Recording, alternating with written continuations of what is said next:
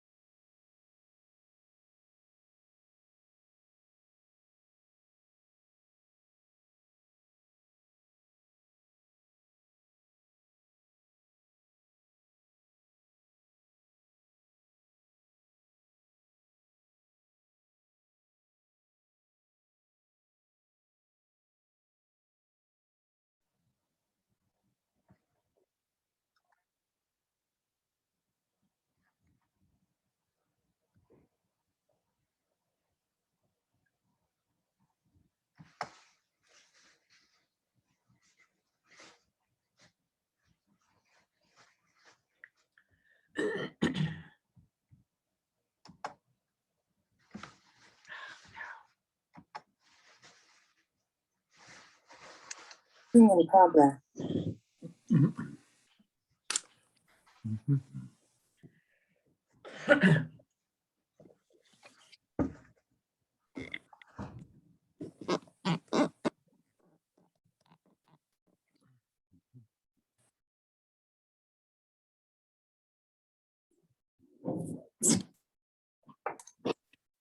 Hey, Kevin.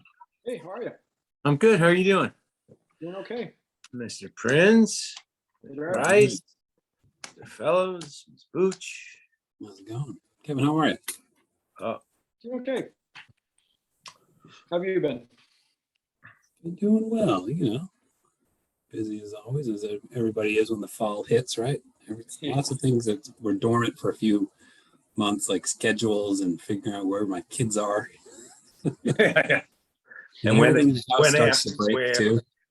Yeah. The taxi service has begun again. Exactly. The Oh Uber. Oh my gosh. The Wogelmuth Uber. Yeah. Yeah. I'm with you there. That we haven't figured that one out.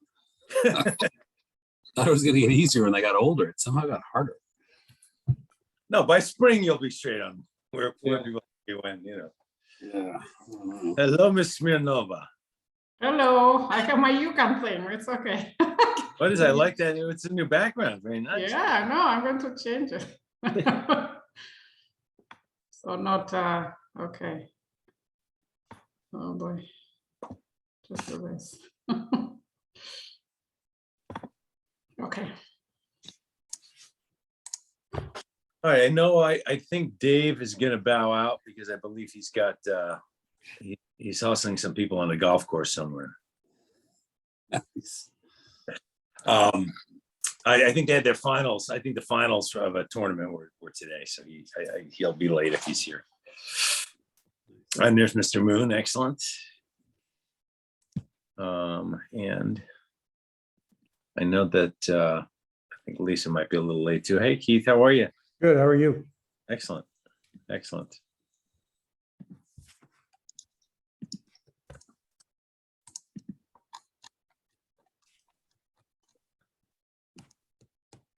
Dr. Fellows, how are you?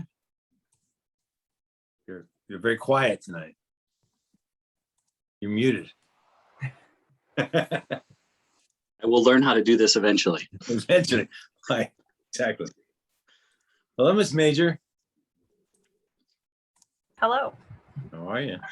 I'm well, thank you. Excellent. Okay, so we will, Dave, I believe, is going to bow out tonight or come late.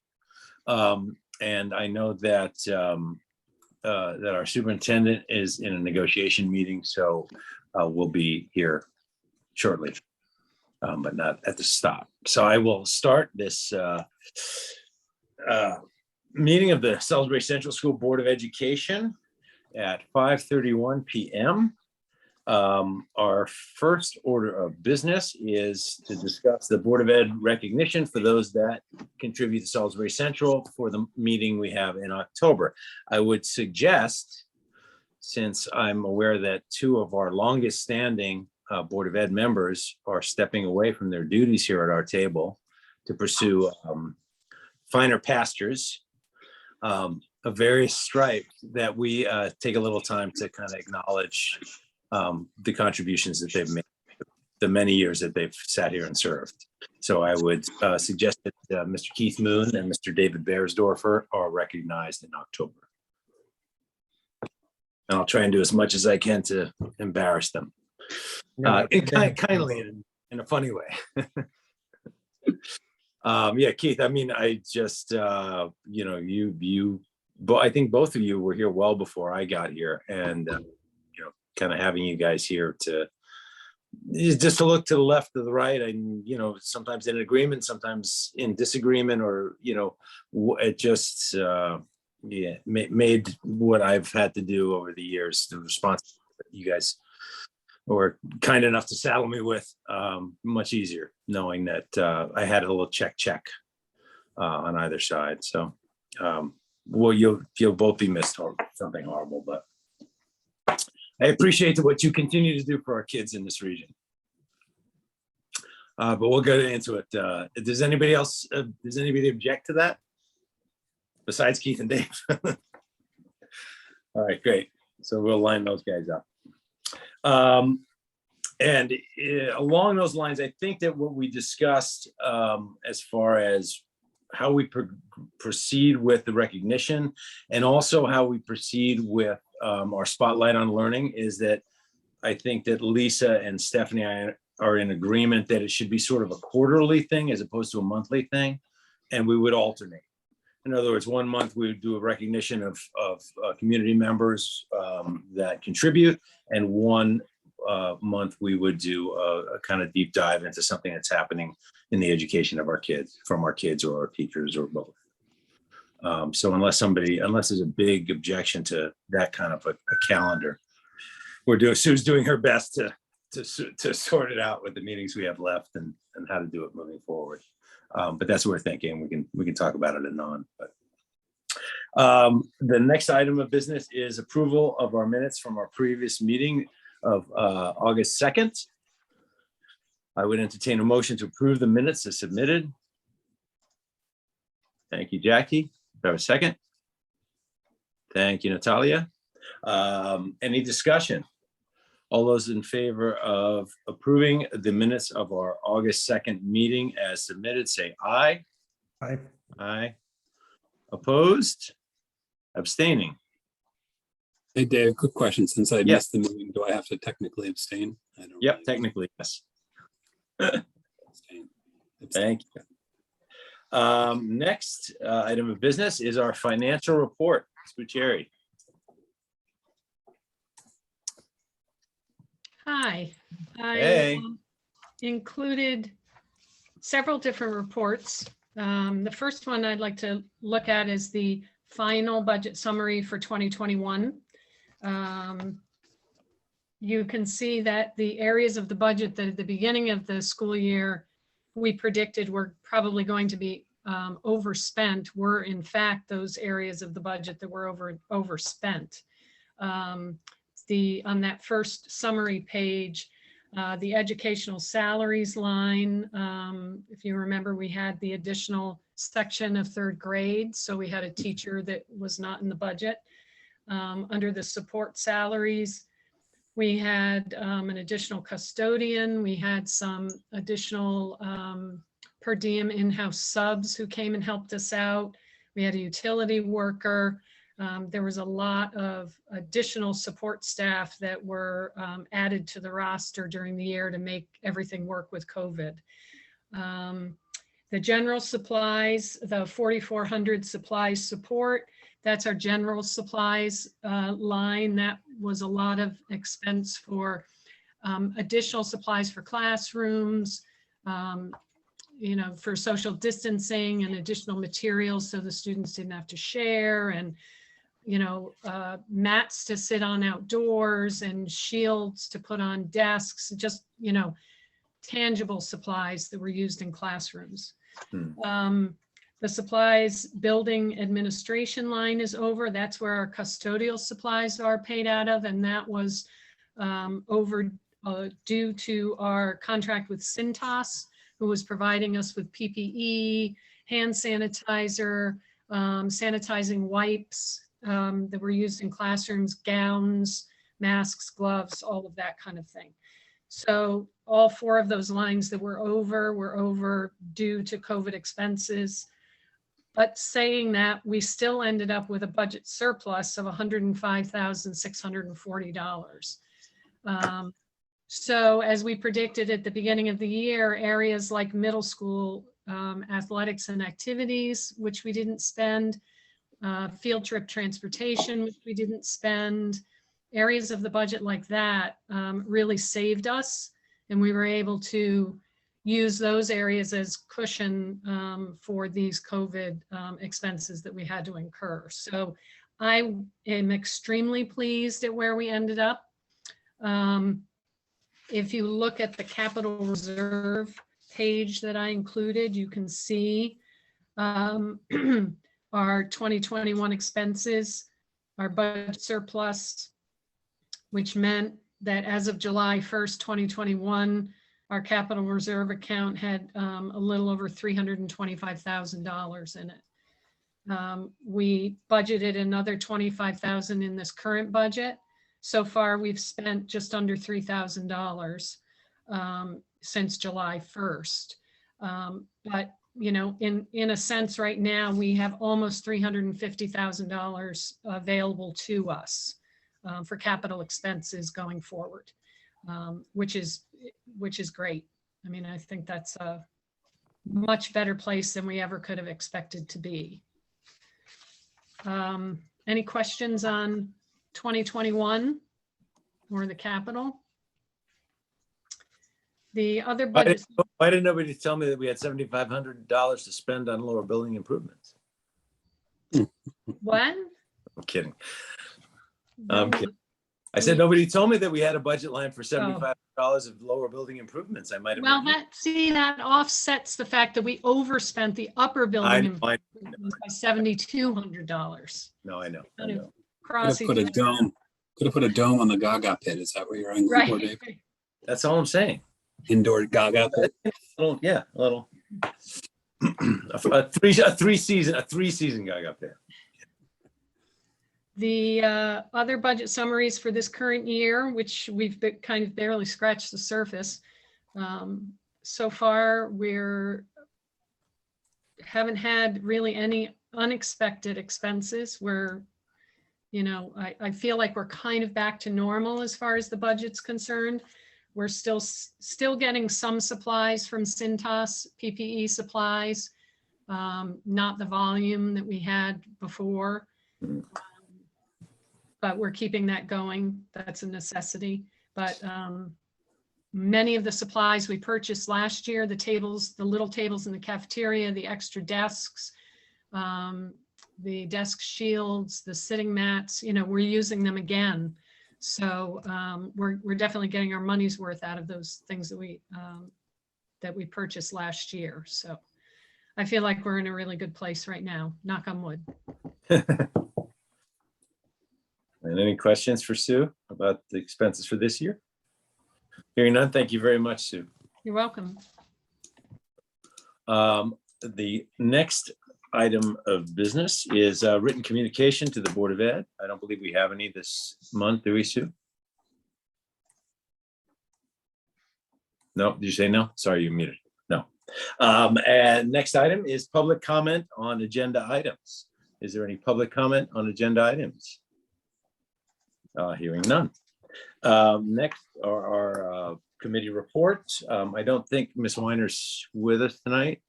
Let me just check. Nope. Building Grounds Committee update. There's not much to report. Everything seems to be going swimmingly. We are looking at trees, both the care of the existing trees and replacement of trees that we've lost. We're still continuing to attempt to do a study of transferring our current pneumatic heating system over to a more modern and maintainable heating system of just hot water.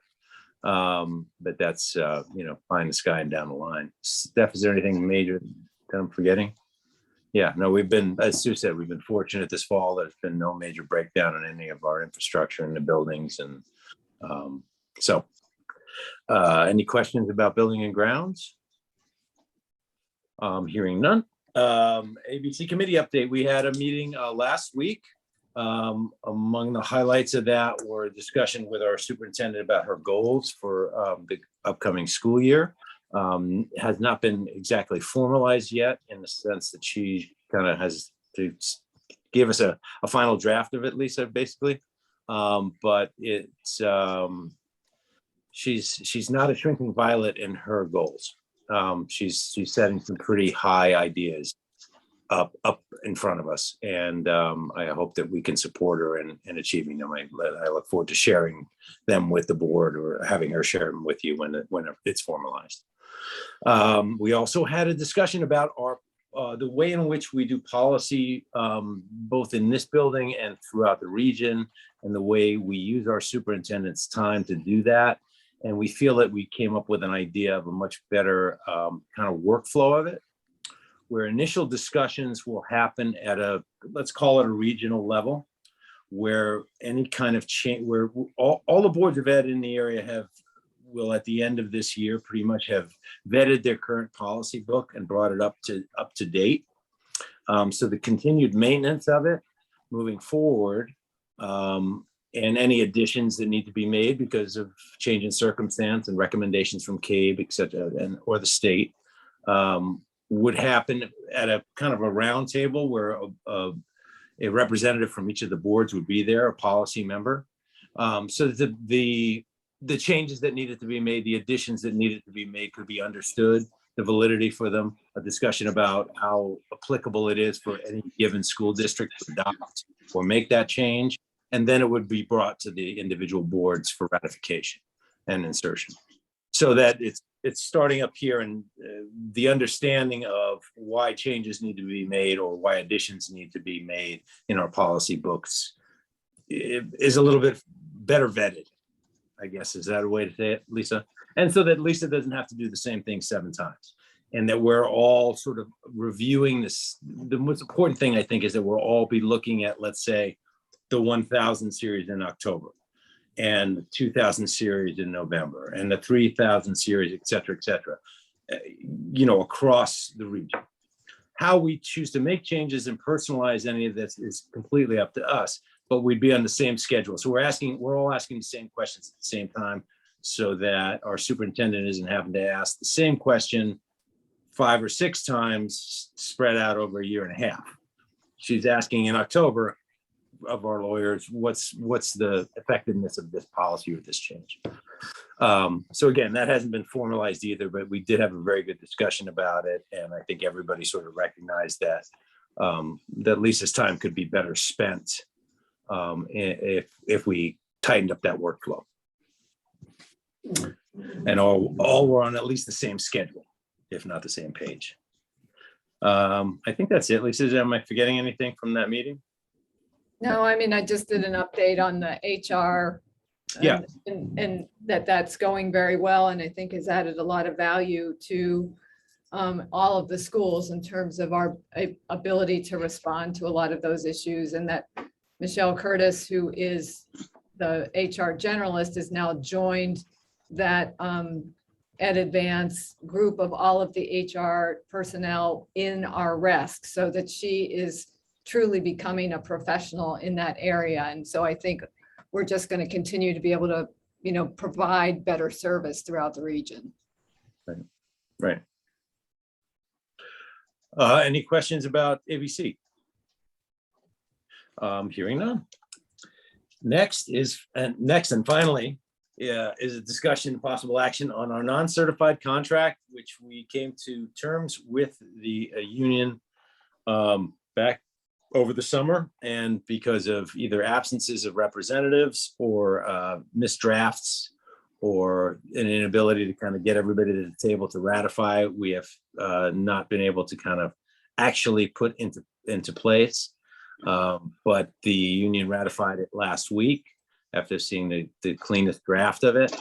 And I would certainly entertain a motion from this board to ratify it. Yes. Keith, and then Jack. Oh, Sorry, I did the wrong thing and that's right. meant to unmute and I unvideoed. Are there some, is there a way to capture whatever changes might have come in this contract?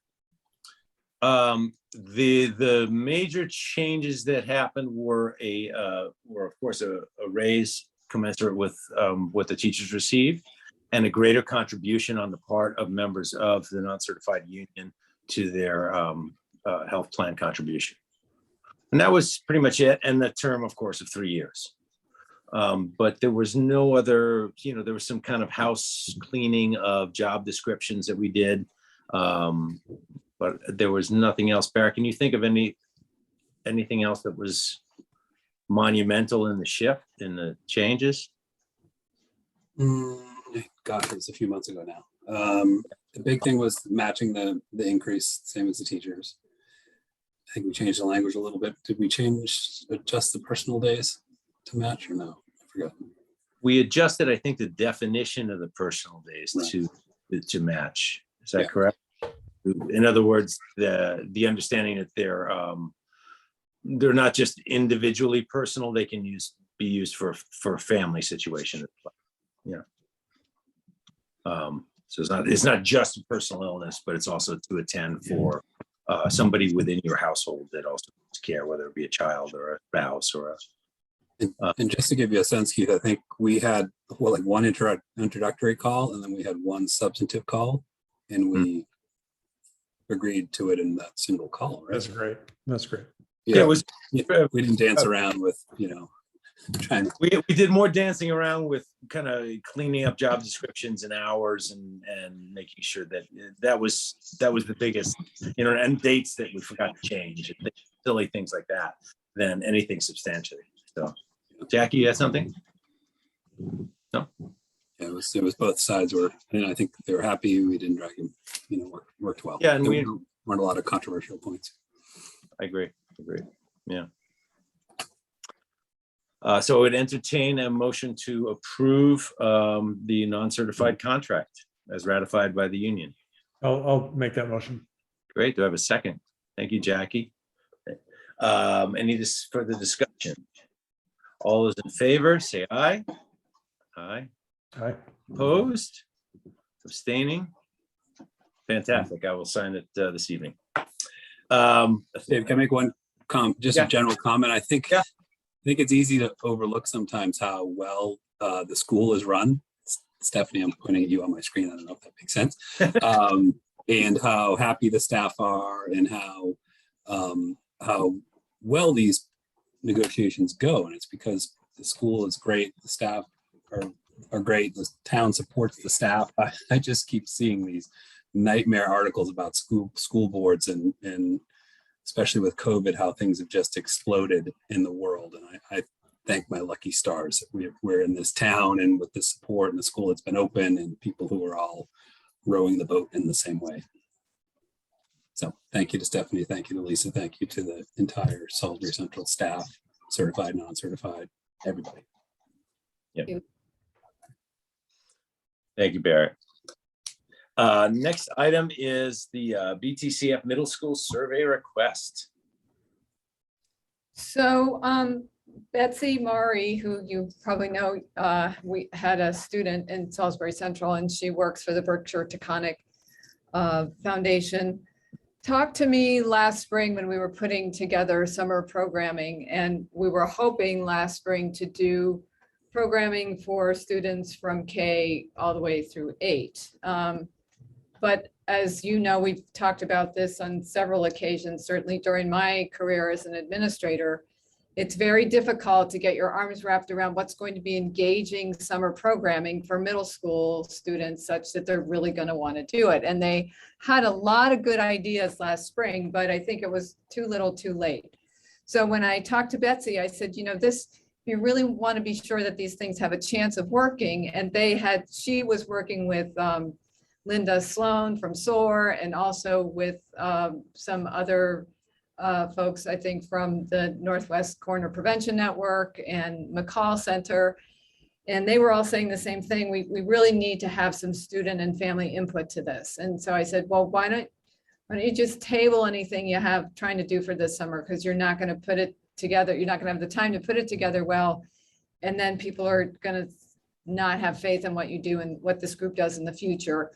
I said, if you put together a survey and a letter that explains what you're trying to do, I'll take it around to the boards in September. And then you can do the survey in October. And then you have from November until the spring to put an interesting set of activities together for the middle school students to do some marketing for that. And then hopefully have something that, that students will be pleased to participate in. So what you have in front of you is that survey that they would be proposing to send out to all middle school families next month, and have that be the foundation for the work that they would do for the planning of those activities going forward, those summer activities going forward. And they've got the money for it. It's all on them. It's on this group. It's really just asking our permission for them to poll our community. And Yeah, right. I mean, it's, Yeah, I mean, a lot of you have policies that say you can't do this sort of thing without board approval. So that's what we're asking for is board approval. any questions? Can I ask one quick question? I'm just flipping. I read the letter, and Berkshire Taconic is great, and Betsy's great. They've got a lot of money, to put it mildly, I think, to that foundation. And I think trying to do something for a region this big, and if you look at a map of Region 1, it's just massive. We've got kids who are going to go to a high school and live, 45 minutes away from each other. Just a very quick question. Number 4 says, which location is most convenient for a summer program? And it lists the Park Garage at Hoosie, Sharon Community Center, and then other. Mhm. Did I was just interested in who picked those ideas, because if you pick those 2 and don't, it's going to be hard to add another, and the others aren't going to add up probably to any contender. Is it limited to those 2 places for a reason?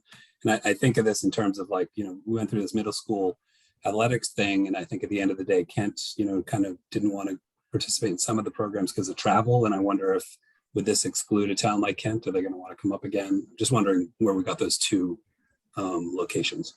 Well, they're chosen because they are the most centrally located, the Art Garage, and because they're on the high school campus. And so they're kind of, Kent's going to be far away from anything, but it's not feasible to do something like this at Cornwall. I don't think they have the facility to be able to do that. I do think that there are,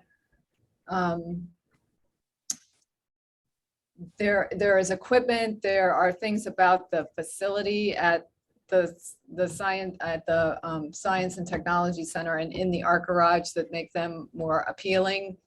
They don't really, the space is big. It doesn't really interfere with the custodian's cleaning schedule if we do it there. We certainly, if someone offers a school campus, we can research that and see if it makes sense, but we do want we want there to be equal access from all of our schools. And the same thing with the Sharon Community Center.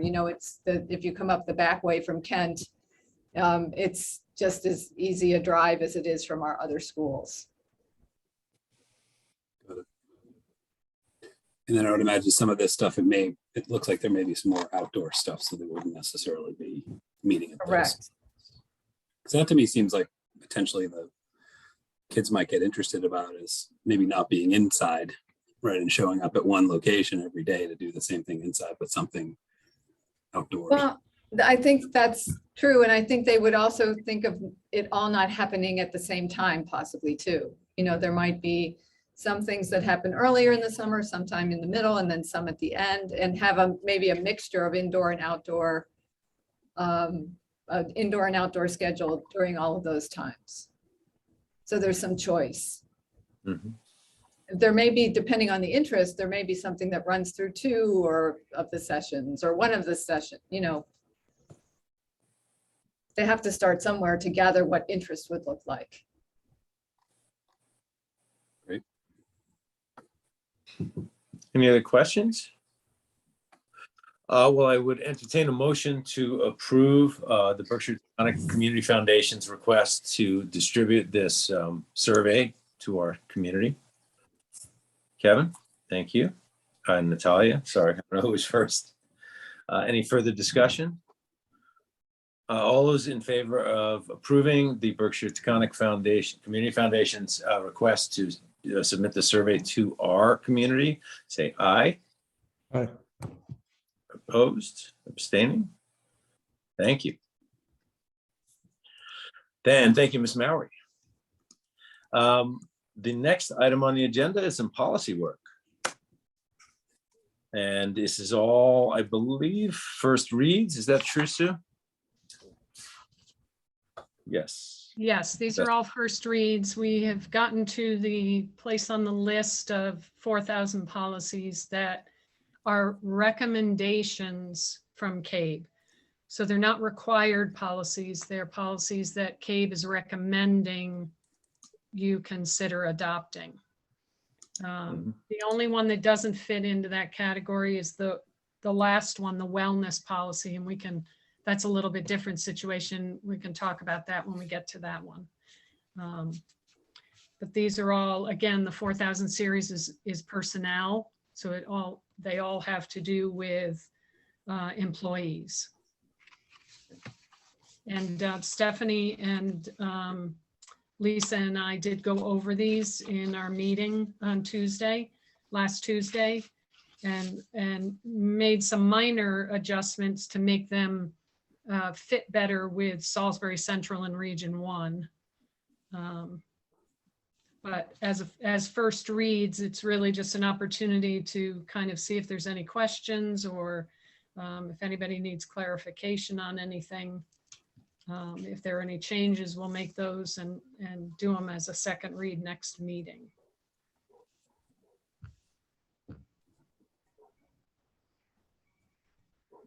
The first one, which is 4112.51, is just employment reference checks.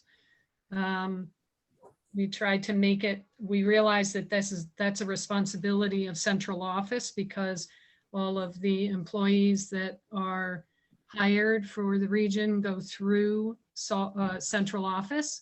And so they take care of doing the reference checks. But we thought that, having this policy was a way for the Board of Ed to be supportive and, obviously saying that, yes, we want this to happen. And we know that central office is doing it. So. Yeah, it was it is our responsibility, although we delegate that responsibility to central office. It's to me kind of basically was our signing the contract saying, yes, we know that this must happen.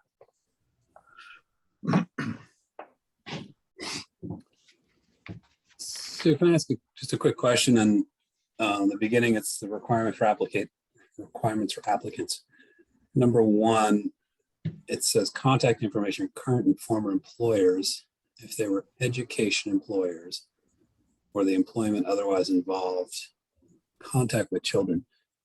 Are we contemplating if someone's applying to be anything, a para or a teacher, and they haven't worked before with kids, that we're not going to contact those prior employers? No, I mean, I have filled out, for example, someone who has worked at Salisbury Central in the past. I have been given a form by a potential employer asking me to contest to that. I can say that, to my knowledge, that person has never been accused or charged with any kind of violation of children. And I think that's what that is. In other words, it's a check to make sure that if there was someone who has worked with children before, there hasn't been an issue with them working with children. Is that correct, Lisa? Well, we do that in over the course of background checks. So I don't know that that would necessarily be part of this. No, this I think is different, because the background check goes through DCF. This is, checking with a former employer to see if that employee was dismissed or had any disciplinary action taken against them because of something that happened with the children they were working with. Oh, for sure. But I think what Barrett's asking is if I put on my application that I worked at Target, would you not call the manager of Target? And Exactly. I think it's probably more, well, I would say that we would check whatever references they put on the application. right. So, But it seems to be specifically saying if you did work in an educational environment where you had contact with children, you must provide that information.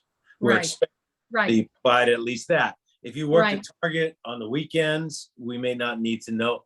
We're we not, don't care if you leave that off the application, but any place that Correct. where you've had experience Yes. with kids, we need Yeah. to know about that. Yeah. but if you worked at Houstonic Daycare Center for 5 years and don't want to tell us, we'd like to Right. talk.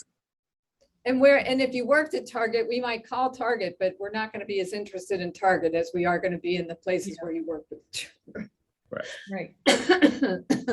Unless you worked at Target in charge of their, the little playroom. Or unless there was something that we you know, information we thought would be valuable to us.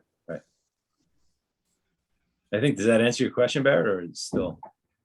Yeah, it's, I think it's just the wording's a little bit confusing.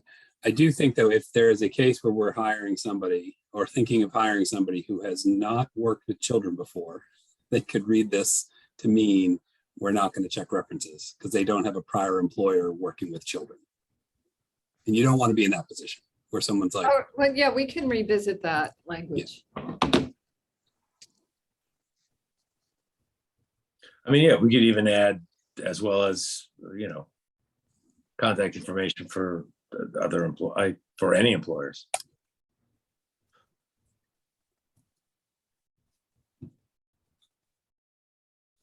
Yeah, it's kind of broad and specific at the same time. It's weird. Are there any concerns that jump out at anybody? Again, this is a first read, so we'll certainly revisit this. This is just to kind of earmark the spots where we need to dig down a little bit. Anyone? can I just ask a quick question on process? Lisa, say we did run a background check on somebody and something came up that was a flag to us. The law on this is really sensitive, right? There are certain things you can consider when in hiring somebody and certain things you cannot consider. Do we bring in our lawyers to kind of check on kind of cases that are a little bit sensitive? I guess is the Yeah, certainly we can do that if it's somebody that we think we're really interested in and we think it's worth taking that risk. But I can tell you, we are very conservative in that regard. If there's anything that we're worried about, we tend to look at other candidates. And that's actually more of my concern because I think sometimes employers are super duper conservative and they don't consider applicants based on a reason that they're not allowed to do that. And you can get in trouble more, right? So in a lot of states now, if you see I'm not saying this would apply to Salisbury Central, but if you see someone who has a criminal record, you can't just be like, move that in the other pile. We're not going to look at that one. Do you know what I mean? Like you can get more.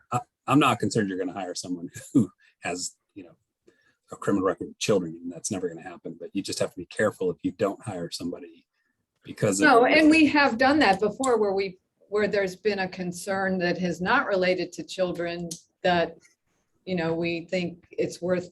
That's what I mean. You kind of have to look at each thing as situation specific. So if it's somebody that we're really interested in, we can do that. But the tendency is that if we all at our gut don't feel good about it, then it's probably something that we would put aside.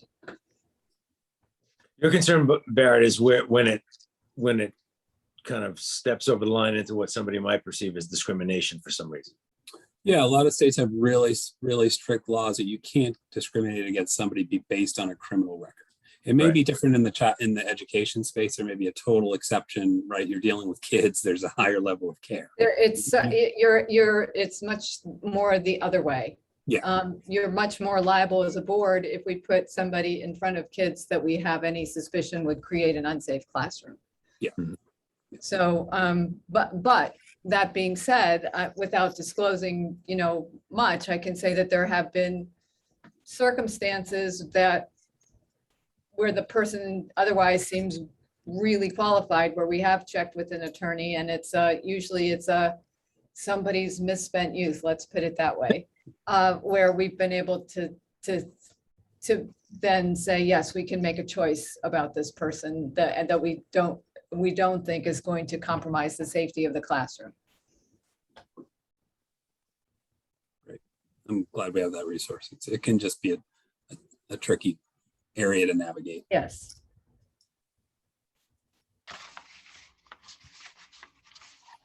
Any other questions or concerns about any part of this policy? Hearing none, we'll take another cut at it and bring it back. The next policy is 4112.6, 4212.6, personnel records. I mean, this is a pretty simple, pretty straightforward policy that basically just says that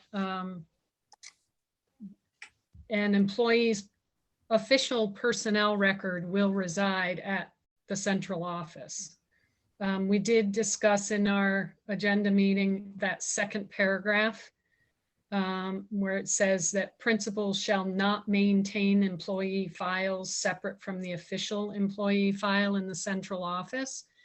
And we did talk about how we do have employee files that have, you know, demographic information or payroll information, timesheets, W-4 forms, copies of things that reside in their original version at central office, mainly for convenience. Because if we needed to look at a teacher's certificate for their certification, it would be cumbersome to have to ask central office to send us a copy. We just keep a copy in their file, so we have it handy to be able to look at. So even though that paragraph says that we shall not maintain employee files separately, we do, they're just not official employee files. There's some over, basically. Yeah, and Yeah. if an employee made a request to see their personnel file, we would send them to central office because that's where their official file is. So.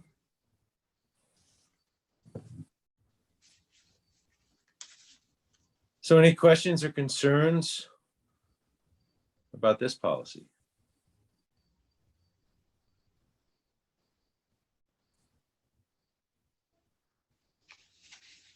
Hearing none. We again will revisit it. Next is policy number 4112.61, 4212.61, use and disclosure of employee medical information, also known as HIPAA. I mean, it's pretty straightforward. It's, you know. We didn't change anything in this one. No, nothing.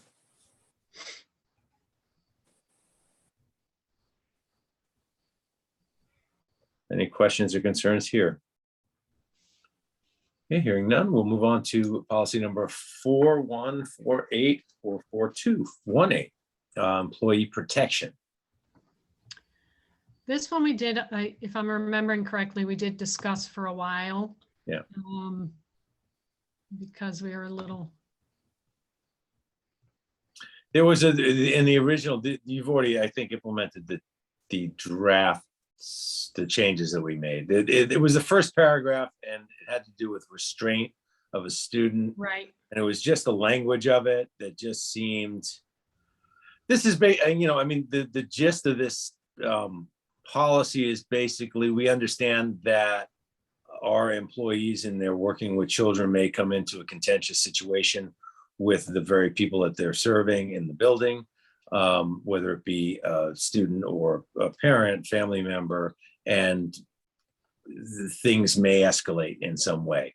If that were to happen, we would take responsibility for protecting the employee. We assume the responsibility for any kind of litigation, et cetera, that is brought against that employee for, you know, doing their job. That's basically the way I kind of read it.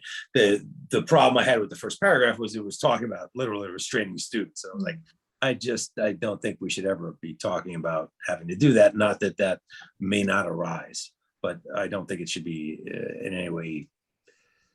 We should not be condoning it as a you know, we shouldn't be saying, you know, oh, this, you know, this is something that we know happens. I think it's something to be avoided at all costs, but. Well, the law is very specific about when you can lay your hands on a student when it's not a threatening situation. So I think the way that the language was in the original policy made it seem like you could possibly restrain a student as a matter of course, and you Right. really can't do that. It was a little, it didn't get delved into any of the specifics of how you would. Go ahead, Barrett. Yeah, just a quick question on the, I guess, the second to last paragraph, it says the Board of Education will reimburse an employee for the cost of medical, surgical, or hospital services incurred as a result of any injury sustained in the course of his or her employment. This is CABE's recommendation, and I just raise this because if a teacher, for instance, did something improper and was injured, this obligates the board to pay for that. I'm sorry, I didn't hear the end of your question. Yeah, I mean, this paragraph would seem to kick in if an employee did something improper during work and was injured. Say, you just mentioned assault, right? If an employee, God forbid, went and started a fight and got injured, the board's going to pay for their medical costs. That seems like a bit odd to me. I don't think it's necessarily if they did anything improper. I think it's if they had to use reasonable force to protect themselves and they were injured in the process, then they would be taken care of for whatever those costs would be. But my assumption is that the insurance would cover it. Yeah, and KERMA, if it's workers' Irma, comp. yeah, exactly. I think the words any injury is what Barrett's talking about, right, Barrett? Yeah, like for instance, if Any you injury sustained in the course of employment. So I see what you mean, Barrett, like if If the somebody does teacher- something improper, Yeah, if the teacher thinks it's funny to climb on top of the fridge and jump down to right, make a point to his class, right. perhaps we would not cover that.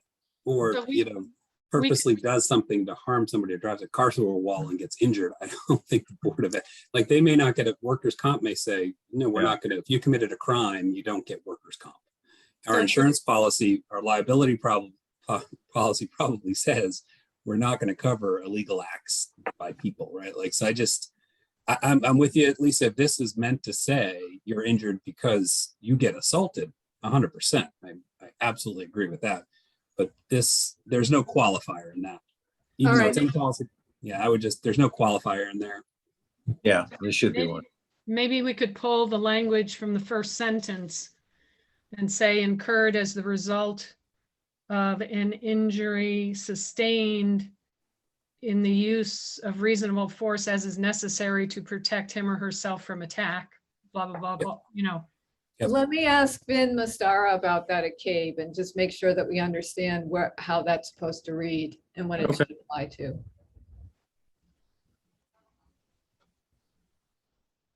But yeah, I mean, I agree, Barrett. It is quite broad, that sentence.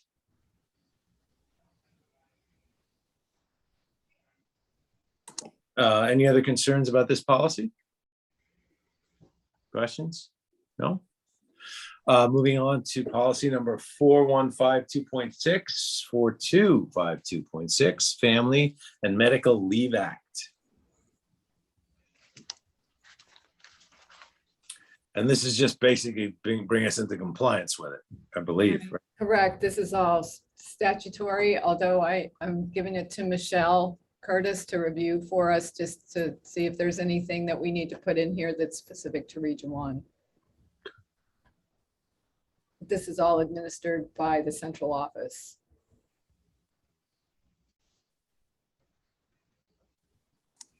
Does anybody have any questions or concerns about this?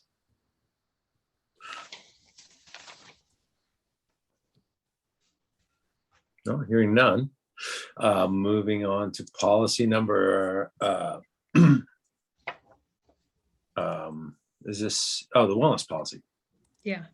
Okay, why are we calling it, are we calling it 6412.101 or are we calling it 5139? The current policy is number 5139. Oh, we're moving it. Part of the update is to change the number to 6142.101. Got it. Stephanie and the Wellness Committee are required on a triennial basis to do an assessment and update of the wellness policy. And we did the assessment last spring. And she and I met and we incorporated some changes into the policy based on, we looked at how our policy matched the gold standard policy. Then we looked at whether or not we were actually implementing what was in the policy. And if the policy was not accurate, we either changed the policy or talked about making changes to the activities. In any case, through that whole assessment, this is the updated policy that would now need to be adopted by the Board of Ed as part of that triennial assessment.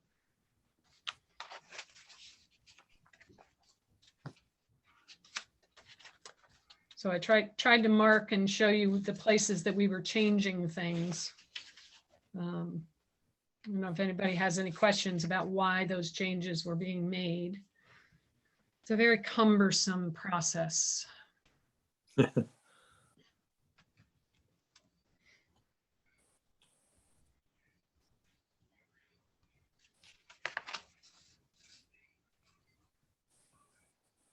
Any questions from anyone?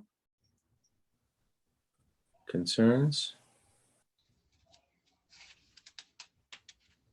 All right, hearing none, so we'll revisit this too, and we'll just do kind of another sweep at all of these at a certain point, I guess. Yeah, we'll try to answer the questions of the three that have questions, and then we'll put them on a agenda for October for a second read. Great. Thank you, Sue, Lisa, and Stephanie for keeping us on point. The next item on the agenda is our administrative reports. Ms. Major. Okay. So as you can see, we've had a lot of hiring that happened probably since the last time that I spoke to you. Some that you knew about, obviously, and approved, the certified staff, but we have those new paraprofessionals, and our last hire, one of those was just, I think he started last week. And he now is the crossing guard as well. So you might have noticed him down on the road, Chris Coleman. So we have 3 new paraprofessionals, and then we have 2 returning paraprofessionals that were here before COVID, and they had to take the year off due to family situations related to COVID. So they're back. So that does make sort of 5 newish ones. And then some changes in special ed too.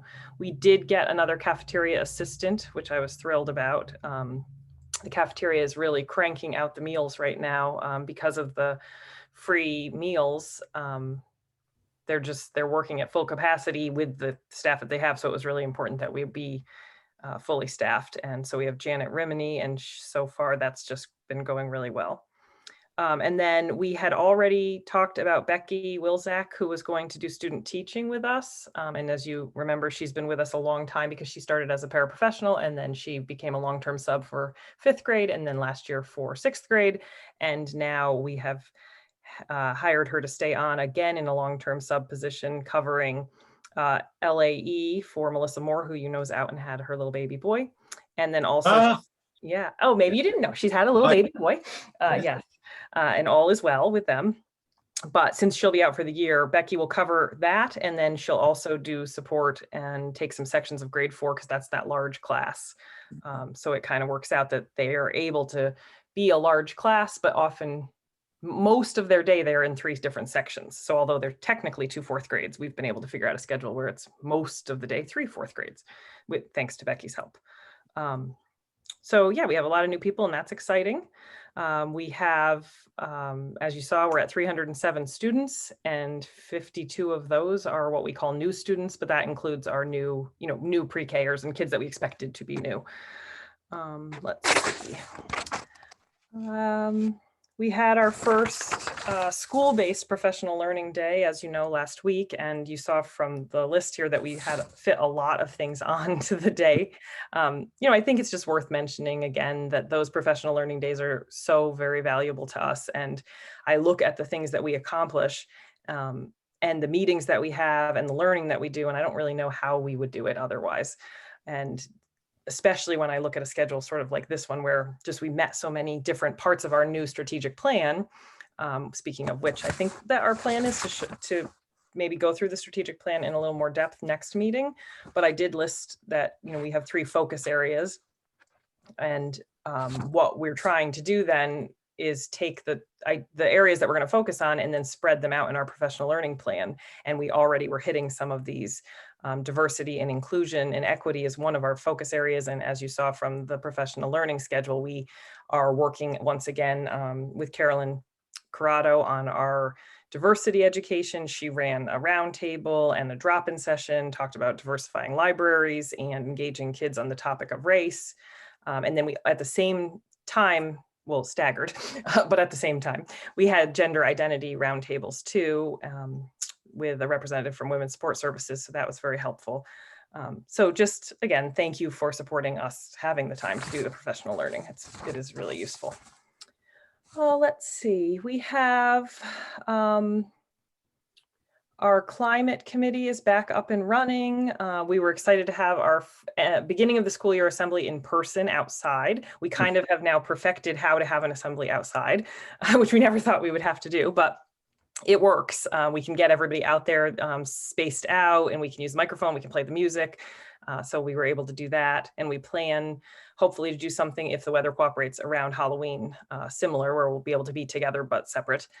And the climate committee is met, and we have some new members, which is fun. And Barb Carr is a coordinator again, and she faces the challenge of figuring out how we, feel together and not be so close together. So she was looking at different ways and activities.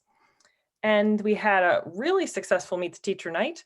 I was nervous that having to be short and having to only see the classroom and not like walk the whole school building. I was worried that people may feel disappointed with what we could offer, but the feedback that I've got from families was just gratitude. Like so many people stopped or made a point to come over and say, thank you so much for doing this. It was so much better than nothing. Families that came to the school last year that never seen the school at all, ever. So it was just, it seemed to be really successful, and we were able to make it safe and positive. And then once again, parents will be able to be back in the buildings for parent conferences, parent-student involved conferences in October. Families will come in, and then they'll be in the room alone at 6 feet apart from the teacher, of course, and the students can be with them. So that'll give them a chance to see the room and see some of the building again. Let's see. I'm sort of bouncing around the report. We did get our initial information about the SBAC. The scores have just been sent home. Families are probably just getting them this week because they went on Friday. Today, yeah. Okay, great. So what we do now is really dig into the scores. We have, and I printed here our percentages, but from now until the October meeting, we'll be really kind of looking very carefully at every individual score and then every group score. And we want to do this because we know it's valuable for us planning our instruction and for this year, but we're also, of course, trying to look at it in a different way, because we know that kids who took these tests were taking them in a pandemic, and they were taking them after having been out of school, and some of them were taking them as distance learners. So we're trying to, both put value to it and also, understand it's just one part of a lot of things. Anyway, questions about anything in the report or anything else? Natalia? Yes, Stephanie, I'm interested in that, of course, curriculum and scores. And it also, so this was SBAC, but you're going to compare it to this fast bridge. So basically the trend, you're going to see the trend. I know it's pandemic, but you will be able to compare each kid, right, their performance through time. Not really with this, no. So what we're going to do is, so our fast bridge assessments are just finishing up. Those are the ones the screeners that we take fall, spring, and winter. So what we'll do is look at the SBAC scores in relationship to the fast bridge scores, so that we can see someone who maybe scored low on the SBAC, we would check their fast bridge score. And already, after 6 weeks of school, or when, at the time that we'll be talking, the teachers and what they're seeing. We don't want to assume that the SBAC score is the only indicator. Again, a distance learner who came to the cafeteria, I'm just using that as an example, but who came to the cafeteria and had to sit and take tests for the first time, maybe that didn't go so well, but then the classroom observations this year and the fast bridge score would be more telling. But on the flip side, if somebody scored high on the SBAC, but their current fast bridge scores were low, we want to look at that, because has something occurred? Was their summer some sort of summer slide, or are they some sort of emotional thing that's happening with them now? I mean, just, it gives us all these things to look at and decide about interventions and enrichments. So we're not looking for a trend in that. We're looking for just the two scores together, and what does that tell us? And we started already, and there are lots of cases where we see them be in keeping with each other, and that's kind of what we hope to see. And then eventually, yes, throughout the course of the year, you'll get the FastBridge score in fall, and then you'll get winter, so you can compare, and then spring. Okay, no, but my main concern is just kind of like each child is being observed and interventions are made, right? Yeah. To kind of, especially after the pandemic or during the pandemic, it's important. Absolutely, it's more important probably than ever now, and that's why we are putting our data teams back in place. For the elementary school, they're going to start in a couple of weeks, and we'll meet every Thursday with a different group and go student by student. They spent time, elementary teachers spent time with the SBAC results on the professional learning day, actually going through like child by child, those same papers that you get at home.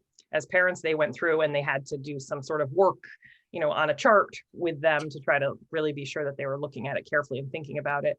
And then on that same day, I did it with the middle school, and we talked about every single middle school student as an individual and took notes and made plans. And it took us the whole day. I mean, we started at 8:30 in the morning and we broke for a 45-minute lunch, but it pretty much took us the whole day, but it's time well spent because now we really have a handle on them.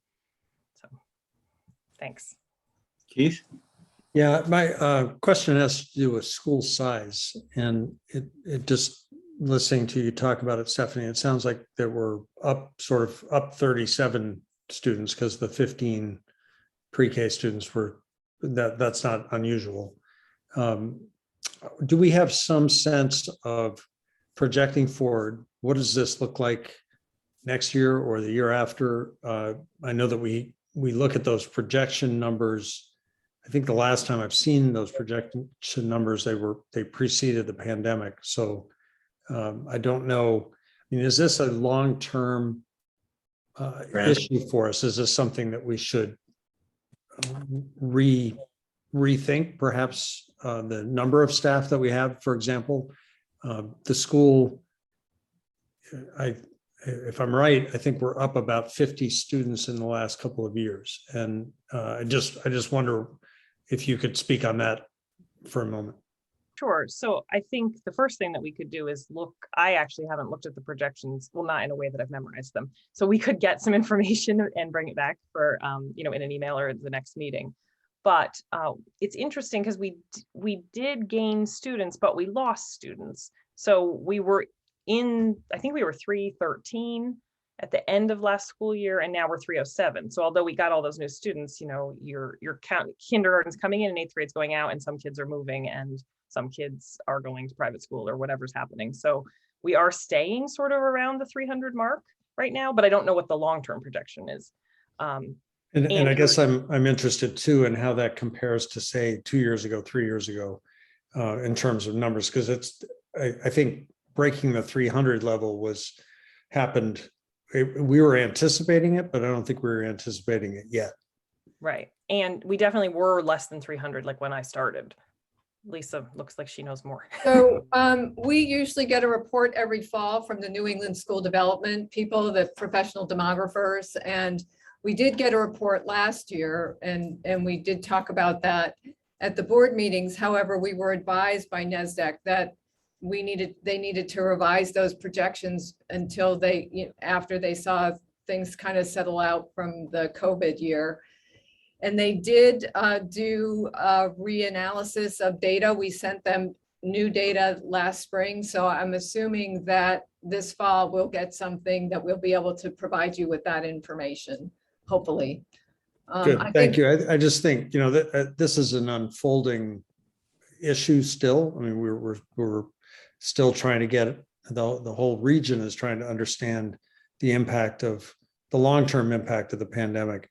I would be interested, I think, in two sets of numbers. One having to do with students, both looking back, but also whatever projections we might have moving forward. and also staff numbers. You know, one of the things I think that matters here is if we are looking at an addition of 40, 50, 60 students over the course of some extended period of time, are we thinking about matching that increase in terms of our staff? I think that's good. I also think there's another layer. Certainly the Northeast has been getting a lot of, Northeast in the sort of upper Midwest has been getting a lot of press in terms of those will be the most desirable places to live in view of climate change as well. So that may be a little bit more difficult to track, but I think there are a lot of reasons why we would think that we might see some increase in population here. And so hopefully this next report would give us some insight to that. And I know that Sue has that information from years ago in terms of how things looked. I know when I first came there, there was, I think overall the population was much larger. Thank you. Any other questions for Stephanie? Thank you, Ms. Major. Ms. Carter. Okay, so along the lines of school count, student count, you can see I had an informal count for all of our schools, which for the most part, they all held the populations that as the population surge that occurred last year.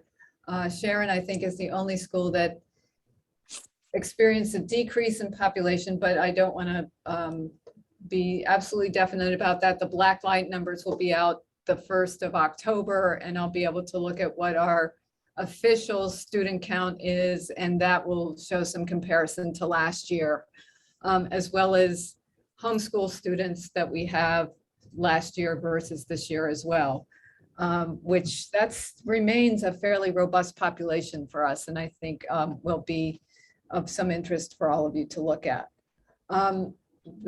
Most of the rest of my report is about COVID, and because things have changed rapidly, I can give you some updates rather than just talk about what's in my report.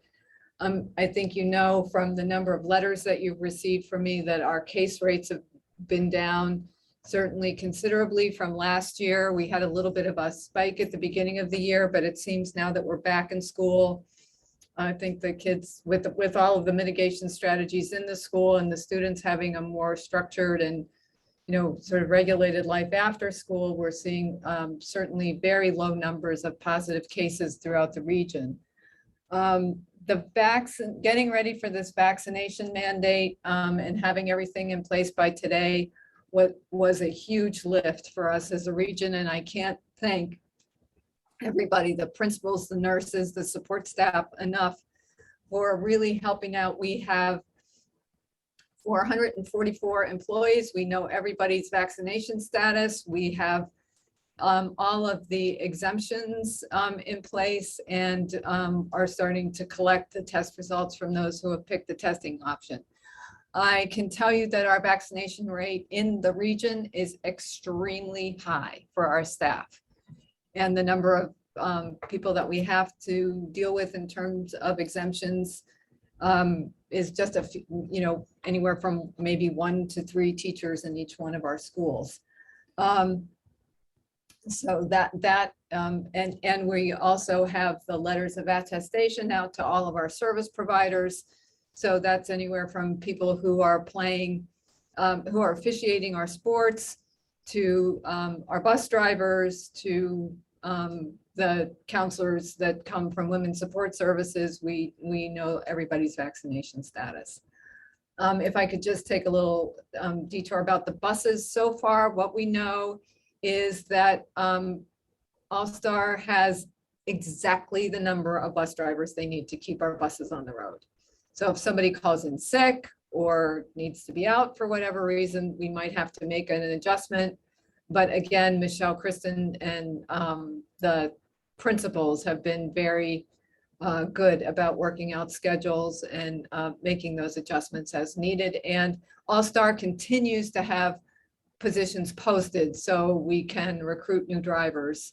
And hopefully the State Department is putting a lot, I know they're putting a lot of pressure on the Department of Motor Vehicles, that they've got to hire more people to get those CDL approvals through so that drivers can become qualified more quickly. I know that they're putting all the pressure that they can on all of the agencies in order to ensure that we have as many drivers as possible. And we are in much better shape than many school districts in the state. Vaccination clinics, we didn't have quite as robust participation at our clinic 2 weeks ago. We have another one this week. We're trying to advertise it a little bit more. Again, our vaccination rates are very high in all of our towns, so I don't know how realistic it is to expect the 120 number that we had for the first 2 clinics that we had, but we're going to continue to offer the clinics, and certainly as the boosters come into place, we'll be able to provide opportunities for those, for people to receive those as well. The PCR screening, I had my first meeting with Quest Laboratories last week. They want to look, we sent out consent forms to all of our families. And we have another meeting with Quest tomorrow. And based on the census of what we have in terms of parents who are consenting to have their kids screened, Quest should be able to start to set up a schedule for us. We're hoping to start the screening by October 4th.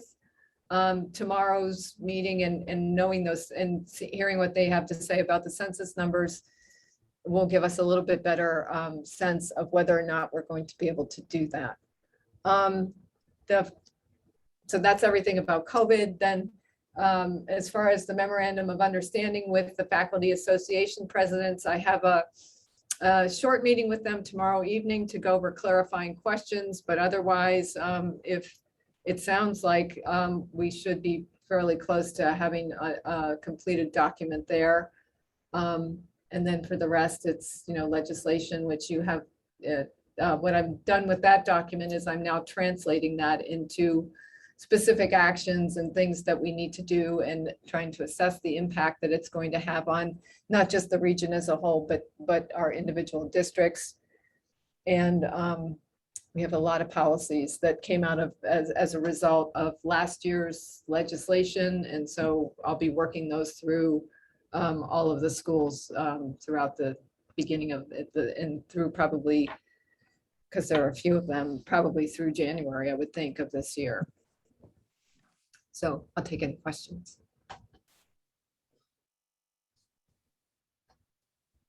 Anyone? No, my question was about buses, and you already answered it. So It's just so worrisome. But no, I know. so far, Knock on wood, I know. Yeah, no, and I know we had to make an adjustment in our, in our routes already, but it was, I think it went smoothly by all reports, right, Seth? Yeah. But as smooth as it could go. Yeah. I don't want to. I don't want to say that it wasn't an inconvenience for some families. Of course, it is, and we sure hope it's short term. Yeah. The only other concern we have about the busing is our middle school's athletics and activities, which right now we're managing, but as we ramp up into winter where there's an expected larger participation from our student population in the region, that means more bodies need to be moved. That means more buses need to be on the road. So, we're not going to. And I've had a little bit of feedback about the fall too. I mean, we really could use probably an extra bus to transport the students because I think it's taking a little more time than parents would like, and the practice time is not as long. So, but just they're doing the best they can. As of the middle of the week last week, they didn't think they were going to be able to have practice Monday, Tuesday, and Wednesday of this week, and they cobbled something together to make it happen. So we're in constant communication with All Star. Yeah, no, I know, and they're tremendous partners too. But we're just all hampered, and luckily not disabled, but hampered. Any other questions for Lisa? Thank you, Lisa. Dr. Fellows. Yeah, so I'll just focus on 2 of the things that are in our report and let you read the rest of it. we know that we have two areas of curriculum that we're really focusing on this year. That is school counseling to create a comprehensive and cohesive K-12 counseling curriculum. And also social studies is our academic area of focus for the year. We got the initial reports now from Sue and Carly at EdAdvance about both the K-4 and the 5-8 social studies curricula. They will meet with Sue and Carly, and they've hired some new people at EdAdvance. So Caroline Calhoun will also be involved, I think, in that discussion. We'll meet with the social studies teachers to talk about prioritizing standards in social studies. They'll then take that information and go back and write up the social studies curriculum with the input from the teachers that they've gotten. And then we'll talk about assessments with teachers once the curriculum matches what the new social studies standards are.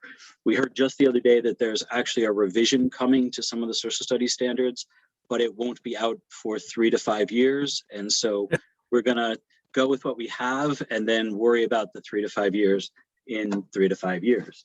The other piece of our work is the professional learning, and Steph mentioned their local day recently. We had a regional day at the beginning of September, and we had one plan in place ready to go, and then there was a number of people in a room issue that was creeping up.